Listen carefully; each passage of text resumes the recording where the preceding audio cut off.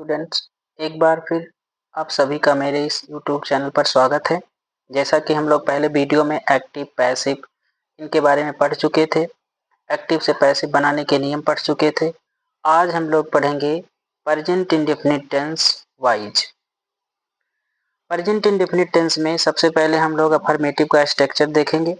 देखिए, मैंने लिखा है subject plus is oblique am oblique are plus main verb की third form by object other word.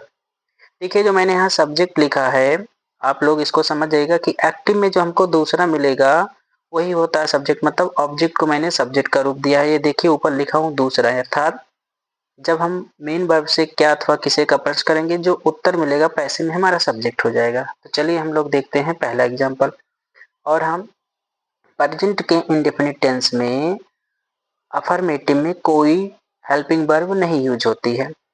अगर सब्जेक्ट सिंगुलर होता है तो हम लोग वर्ब की फर्स्ट फॉर्म में यस या यस ऐड कर देते हैं, और सब्जेक्ट प्लूरल होता है तो हम सब्जेक्ट की फर्स्ट फॉर्म, सब्जेक्ट की वर्ब का हम लोग फर्स्ट फॉर्म यूज करते हैं। तो चलिए देखते हैं पहला एग्जांपल। तो मैंने एक्टिव में लिखा है she writes her letter in the room. तो यहाँ ध्यान से देखिएगा, सी सिंगुलर प्रोनाउन है। देखिए तो उसके वर्ब में हमने क्या जोड़ दिया है, यस या ईएस।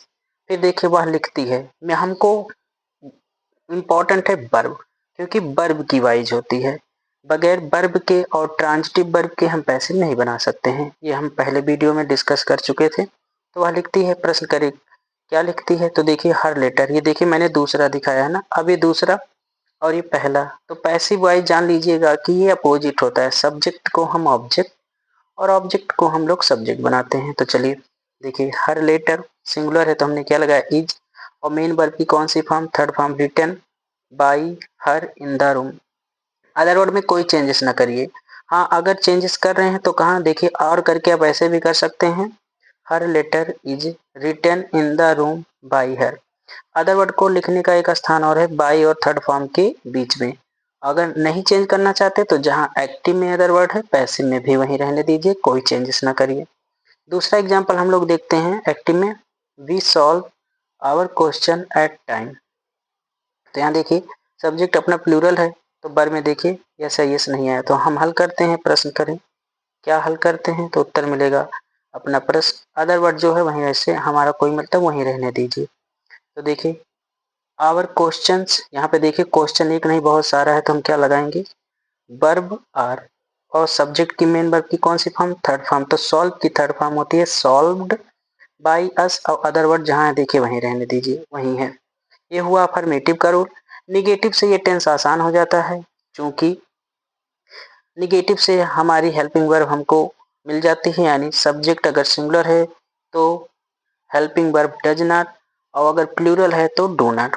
तो देखिए एक्टिव में, निगेटिव में देखिए इसका स्ट्रक्चर, ई जे एम आर के जस्ट बाद हम लोग देखिए नॉट हम लोग भूल गए हैं, तो ई जे एम आर के जस्ट बाद हम लोगों को क्या लगाना है, नॉट, फिर वर्ब की थर्ड फॉर्म। ध्यान से देखिए, I do not help my friends. ये देखिए हेल्पिंग वर्ब डू आ गई ना, चूंकि आई प्रेजेंट टेंस में प्लूरल होता है तो इसलिए उसके साथ हम क्या लगाए हैं, डू नॉट। मेन वर्ब और नॉट का एक स्थान है हेल्पिंग वर्ब, और मेन वर्ब के बीच में नॉट यूज होता है, हमेशा याद रखिएगा। मैं सहायता नहीं करता हूँ किसकी, अपने फ्रेंड्स की। तो देखिए दूसरा मिल गया ना। अब जान गए ना ये दूसरा कौन है, जो हम सूत्र में बताए हैं। ये दूसरा वो है जो एक्टिव में सब्जेक्ट जिसपे क्रिया करता है। तो ये देखिए अब हम लोग चलेंगे माई फ्रेंड्स के अनुसार। यहाँ देखिए ऐसे में माई फ्रेंड्स, अब चूंकि एक फ्रेंड तो है नहीं, बहुत सारे हैं, तो हम क्या लगाएंगे, वर्ब आर। देखो नॉट का स्थान कभी चेंज नहीं होगा, एक्टिव में जहाँ है पैसिव में भी वहीं रहेगा। यहाँ पे आई की वैल्यू थी, मतलब आई मेन था तो डू आया था, अब यहाँ माई फ्रेंड्स हो गया तो इसके अकॉर्डिंग क्या आई, आर। नॉट और हेल्प की थर्ड फॉर्म होती है हेल्प्ड बाई मी। देखो आई यहाँ करता था, अब क्या बन गया, सब्जेक्ट का अपोजिट ऑब्जेक्ट। दूसरा है the teacher does not teach me Hindi. अगर एक ही सेंटेंस में दो ऑब्जेक्ट आ जाएं तब उसकी पैसिव कैसे बनाएंगे, तो ध्यान दीजिएगा कि अगर एक ही सेंटेंस में डायरेक्ट और इनडायरेक्ट ऑब्जेक्ट दोनों आ जाएं तो आप लोग सबसे पहले इनडायरेक्ट ऑब्जेक्ट से पैसिव बनाएंगे। जैसे देखिए मी है ऑब्जेक्ट, अगर हम पैसिव बनाएंगे क्या बन जाएगा, मी का सब्जेक्टिव केस आई, अब आई के अकॉर्डिंग क्या लगेगा, I am not taught Hindi by the teacher. और एक चीज याद रखिएगा, कि अगर आप इनडायरेक्ट से पैसे बना रहे हैं तो डायरेक्ट के स्थान पर कोई चेंजेस ना करिएगा, अर्थात डायरेक्ट ऑब्जेक्ट जहाँ है एक्टिव में पैसिव में भी वहीं रहेगा। मान लीजिए अगर हम डायरेक्ट ऑब्जेक्ट के अनुसार पैसिव बनाना चाहें तो यहाँ से देखिए और करके तो हम ऐसे कर सकते हैं, हिंदी इज नॉट, टीच की थर्ड फॉर्म दिया ही गया है डॉट। अब यहाँ ध्यान दीजिएगा कि अगर हम इनडायरेक्ट ऑब्जेक्ट को बाद में लिखेंगे तो उसके अकॉर्डिंग हम टू लगाएंगे, टू या फॉर, नहीं तो अगर ना लगाना चाहो तो ऐसे भी कर सकते हैं, बाई द टीचर, ये नियम है।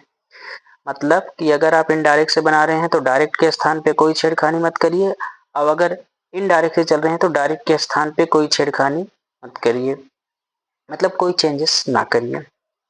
ये था अफर्मेटिव और निगेटिव। इंट्रोगेटिव का अगले वीडियो में हम जानेंगे।